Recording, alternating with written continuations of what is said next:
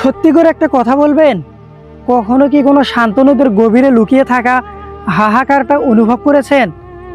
এক ফালি হাসির আড়ালে কতটা দীর্ঘশ্বাস, কতটা নির্ঘুম রাত আর কতটা রক্তক্ষরণ লুকিয়ে থাকে, তা কি কখনো কেউ জানতে চায়? না ভাই, আমি কোনো কাল্পনিক গল্প বলতে আসিনি।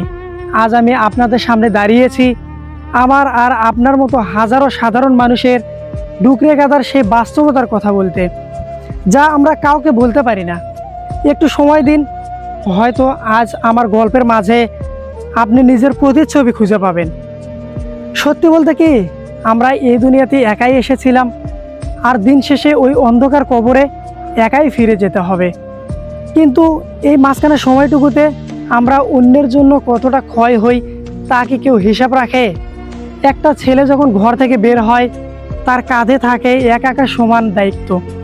সে দিনরাত এক করে দৌড়ায়, কখনো রোদে পুড়ে, আবার কখনো বা বৃষ্টিতে ভিজে কাজ করে যায়, শুধু তার প্রিয় মানুষগুলোর মুখে একটুখানি হাসি দেখার জন্য।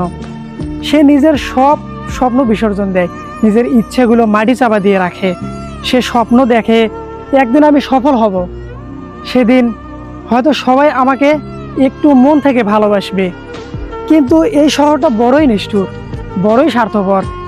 এখানে পকেটে যদি টাকা থাকে তাহলে দুনিয়াটা আপনার পায়ের নিচে পড়ে থাকবে, আর পকেট খালি হলে দেখবেন নিজের ছায়াটাও আপনার সঙ্গ ছেড়ে পালিয়েছে। পকেট খালি থাকলে মানুষ চেনা যায় না ভাই, চেনা যায় মুখোশধারী সেই আপন মানুষদের।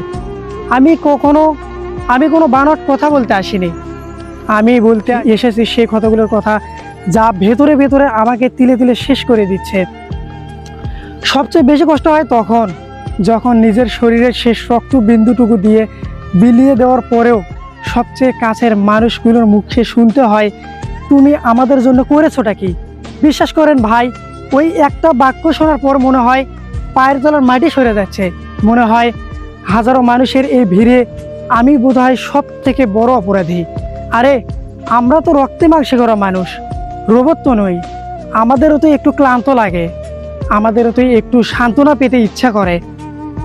কিন্তু অবহেলার দেওয়ালটা এতই যে উঁচু যে আমাদের কান্নার শব্দ ওপাশে পৌঁছায় না।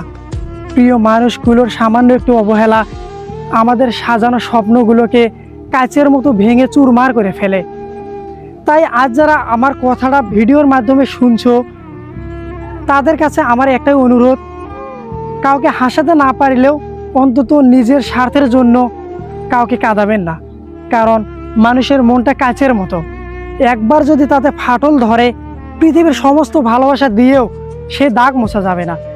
আমি জানি আমার কষ্ট কেউ বুঝবে না, কেউ আমার পাশে থাকবে না, তবুও আমি হাসি, তবুও আমি লড়ে যাই সেই মানুষগুলোর জন্য যাদের আমি নিজের চেয়েও বেশি ভালোবাসি। কারণ আমার গন্তব্য আজও আমার সেই প্রিয় মানুষগুলোই, যাদের অবহেলাতেই একদিন হয়তো আমি হারিয়ে যাব।